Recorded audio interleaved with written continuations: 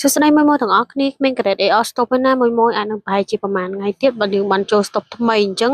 ថ្ងៃនេះខ្ញុំបានយកព័ត៌មានថ្មីមកប្រាប់បងតាក់ទងជាមួយនឹងការ booking មុនអញ្ចឹងបើសិនបងត្រូវការធ្វើការ booking មុនជាមួយនឹង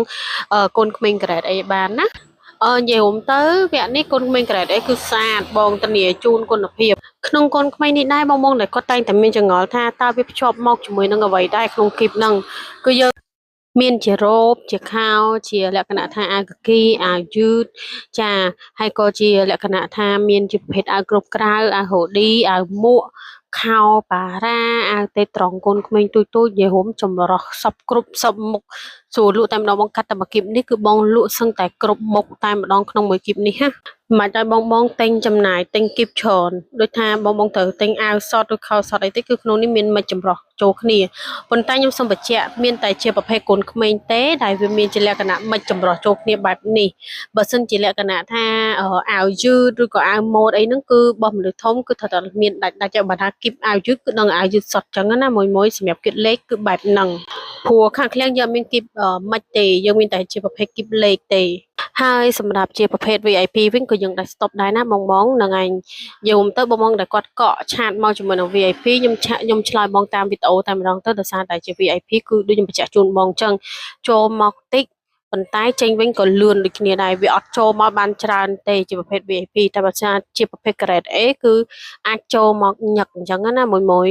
តែក៏វាដោយរដូវកាលដែរពេលខ្លះក៏មានធ្លាប់ពេលខែខ្លះដាច់រហូតដល់ទៅមួយខែជាងដែរដែលអត់មានបានចូល stop សោះចឹងបងដែលគាត់ធ្វើការវ៉ាន់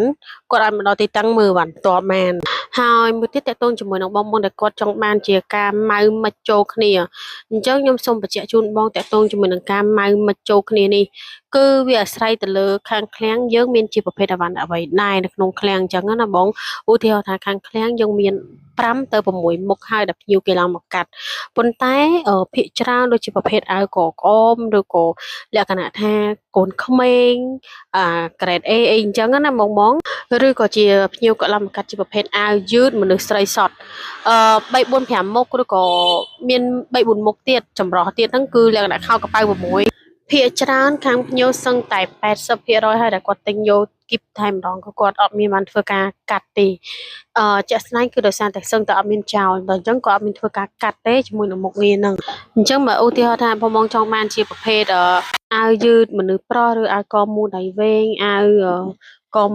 មនុស្សស្រីកមូលដៃវែងអីដែរខាងយើងសម្បូរច្រើនដោយសារតែភ្ញៀវគាត់ឡើងមកចម្រាញ់ឡើងមកកាត់ច្រើនអញ្ចឹងណាអញ្ចឹងគាត់កំងមានហើយជាមួយនឹងកណាត់ជូតក៏កំងមានហើយជាមួយនឹងសពុតមីនីអីហ្នឹងភ្ញៀវគាត់អាសាឡើងមកប៉ាវ